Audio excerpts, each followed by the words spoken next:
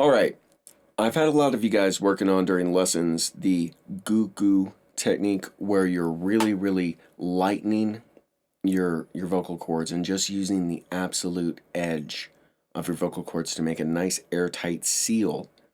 And instead of goo goo goo goo goo goo goo goo goo, really getting it.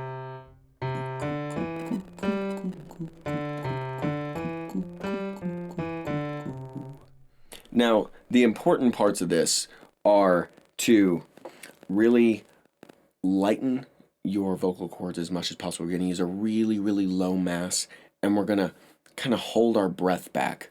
If you remember, we're going to take a deep breath. A, B, C. It's a very similar feeling to that. So remember from the breathing exercise where we held our lungs full of air and just let just a trickle of air out for each of those letters. A, B, C, D. And we're going to do that same thing on this goo goo goo exercise. And by holding that air back and making a nice seal, we really free our vocal cords to make a really strong, powerful sound with zero effort. It's absolutely effortless to do this.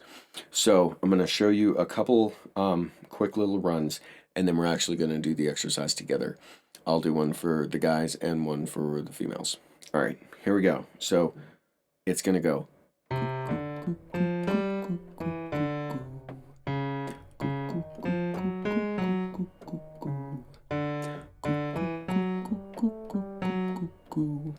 Now we want to make sure to kind of shape your mouth in a very narrow way. When we shape our mouth and our lips narrow, kind of like we're whistling,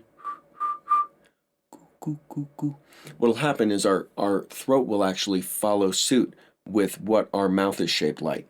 So when you narrow your mouth, your vocal tract, your throat is actually going to narrow as well, which is what we want. That it makes it much easier to keep air leaks from springing. A lot of times, I've said that when you widen your throat a little bit while you're trying to sing,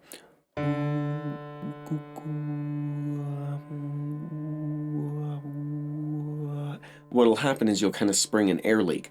We definitely don't want that. So while you're doing this exercise, make sure you're really narrowing and keep your mouth shaped as if you're whistling.